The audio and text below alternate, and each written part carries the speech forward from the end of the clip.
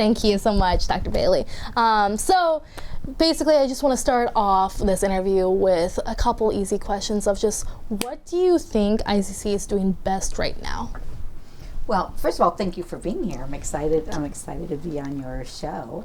I think what we're doing really well right now is meeting students where they are, right? Not everyone comes with the same background, not everyone comes with the same preparation, and that's okay, right? We adjust, right, and we work with students so we can enable everybody's goals and dreams to come true. And we didn't always look at it that way, because you have to have standards in order to teach, right?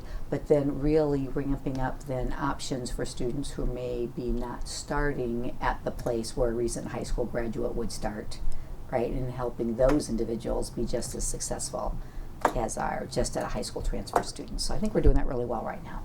Yeah, no, I've noticed a lot of students here have just tons of different backgrounds. Like Leon Belmont, our trustee, I noticed he came from like a different state and came here, and just lots of different opportunities here at ICC. Isn't that great? It is. No, seeing someone from like a different state become Illinois Central College's student trustee is really just a cool thing to see that you guys did for him, honestly. Well, that he did for himself, right? He worked really hard for that. And our international students do really well here. So just a lot of opportunity in terms of making sure everybody, right, can be successful. Yeah. So why/how did you become president here at ICC? Good question. So why, I was at Harper College, which is in the northwest suburbs of Chicago, for 26 years. I had 9 different positions while I was there. So the joke was I couldn't even keep a job at the same institution, right? So I moved around a bit. My last job was chief of staff, which means I really focused on running the internal college while the president did the legislative, the fundraising, the some of that national policy work. While I was there over that 26 years, the goal was never to be a college president, right? But as I worked with different presidents and saw the impact, I thought to myself, someone who does this well has a really big impact on students. Right, your policies, your outreach, the expectations that are set, because I don't work with students on a daily basis, right? The people who really change your lives are in other roles here. But I came to understand that that key set of policies and approaches really could define how well, especially underserved students were served. And then I decided that that's something then that I wanted to contribute. So then I had to then go back and get my doctorate, because I didn't have that. So I did that while my youngest was in high school. So he loved that. Mom was doing homework every night and would sort of lose track of him, and all of a sudden it's midnight. I was like, he was supposed to be home 2 hours ago, right? So he loved that I was in school while he was still in high school. And then I had my doctorate for less than 18 months. This is the only presidency I applied for, because I was very interested in the reputation of quality, and I went to Bradley, so I knew this community.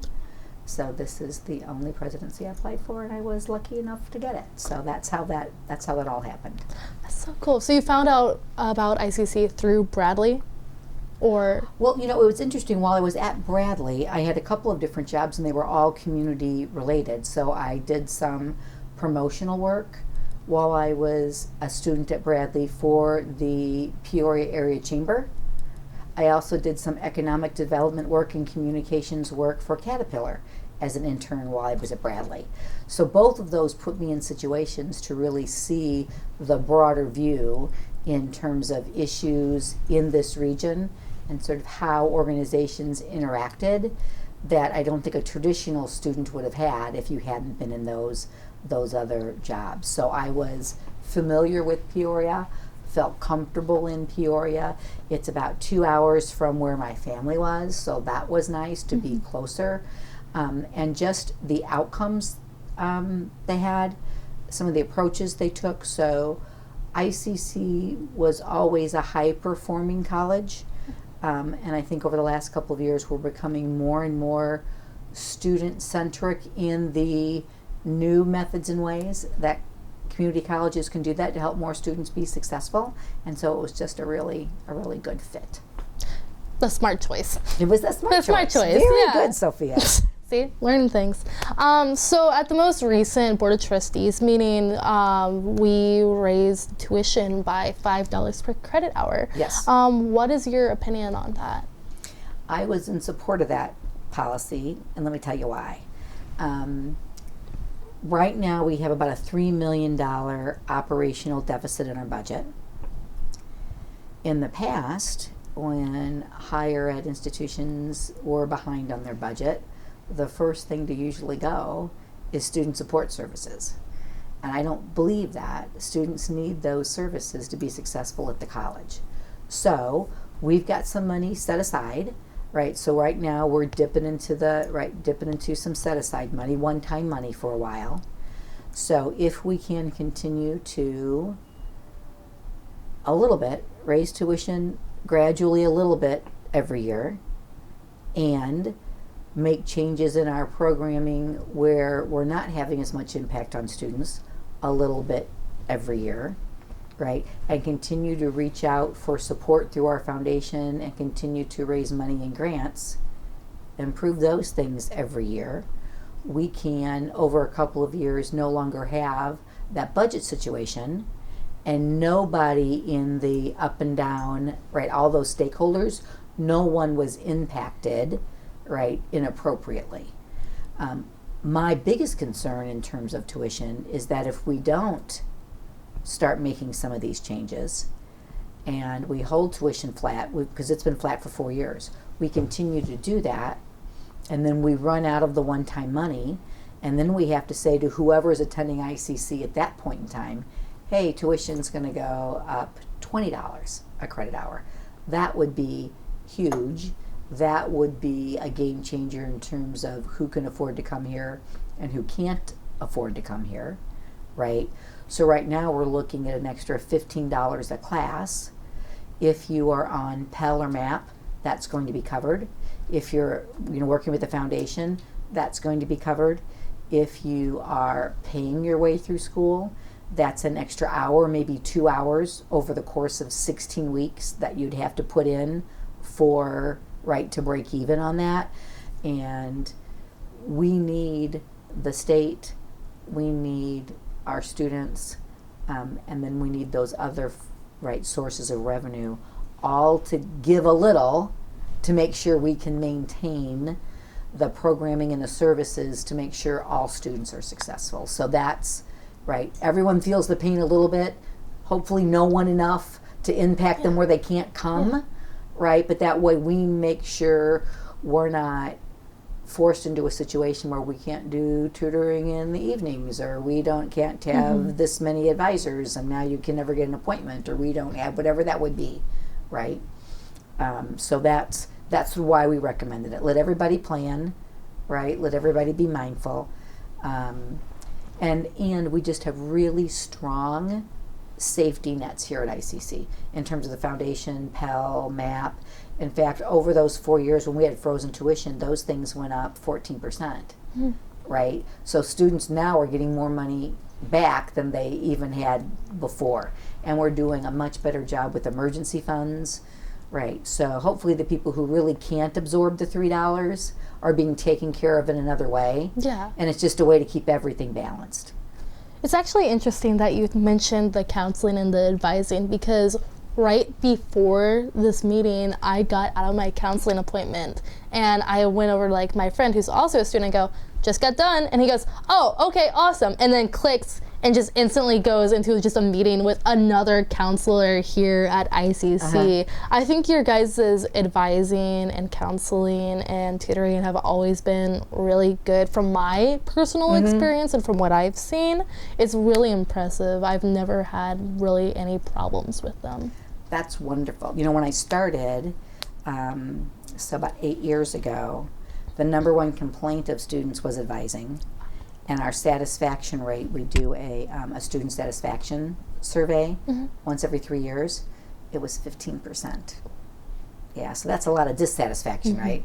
So a wonderful group of people got together, and we gave them some resources, and they worked a process. And the way we're handling it now, our satisfaction rate's in the 90% plus.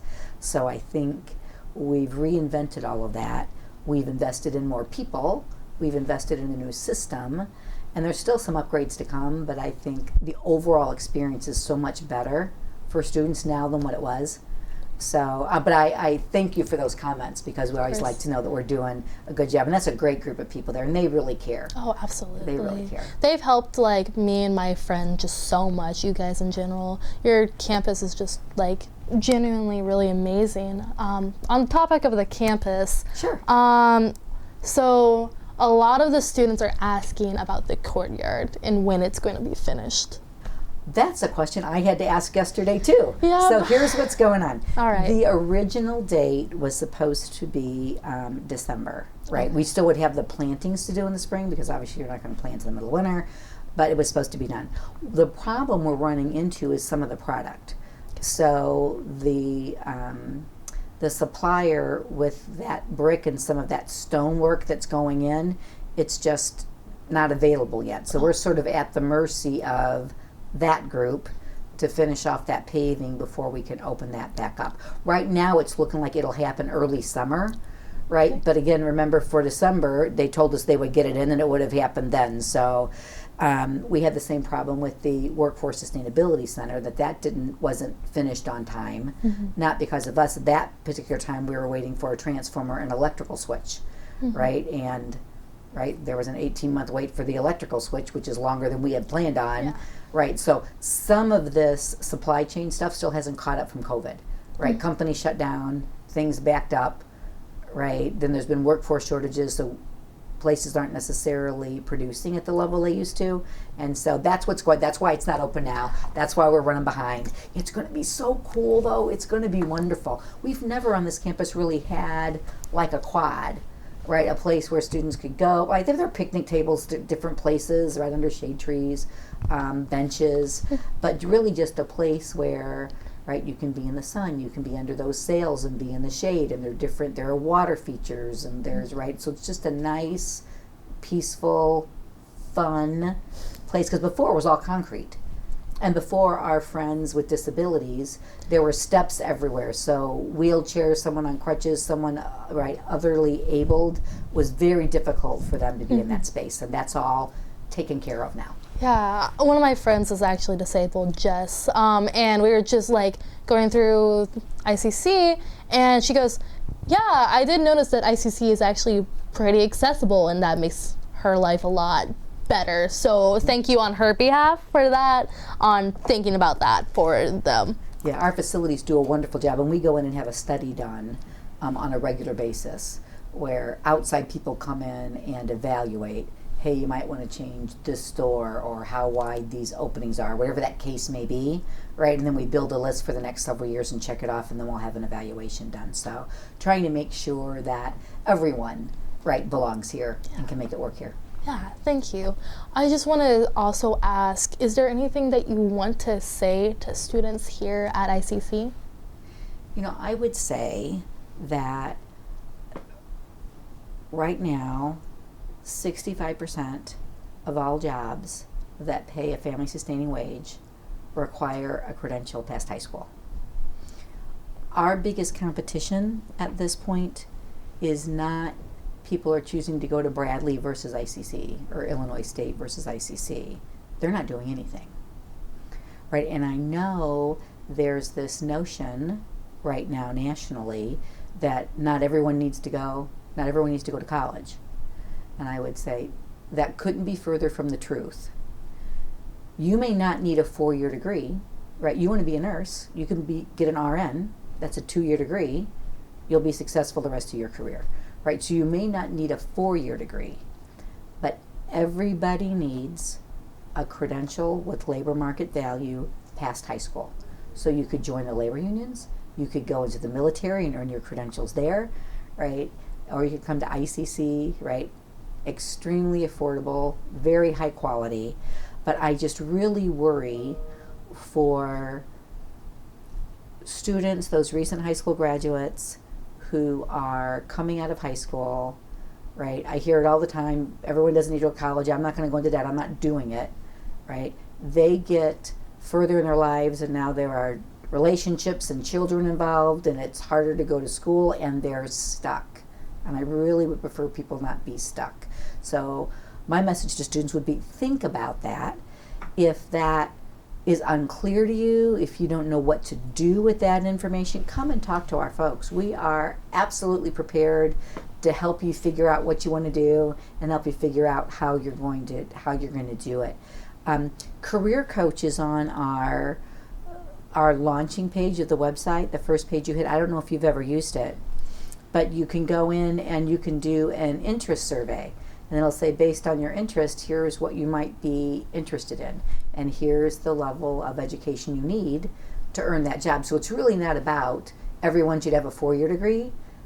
I couldn't have this job without a doctorate, right? So it really depends on what you want to do. And then based on what you want to do, what are your options and what education do you need?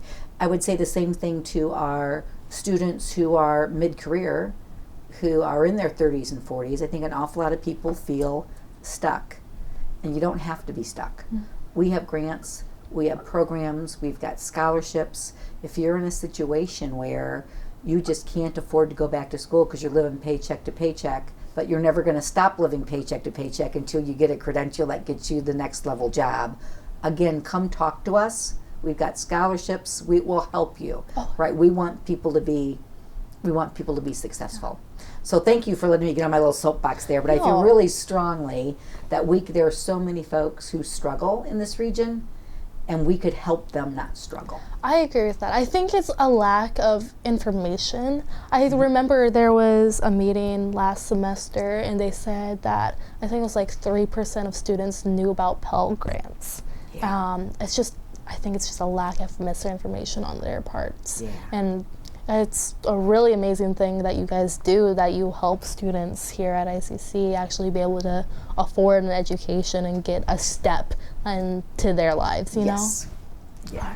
All right, that's all the questions I have for you, but I do have a gift from the Harbinger Student Media. Gifts. So here's this bracelet for you. Our intern, or audio producer, Grace, she made this for you. That's amazing. It says ICC Harbinger. That is wonderful. And it's ICC blue and gold. Look at that. Look at that. And look at that. I'm going to wear that. Thank you. It also has our website and a link to our podcast on that if you ever want to check that out. I absolutely am going to check that out.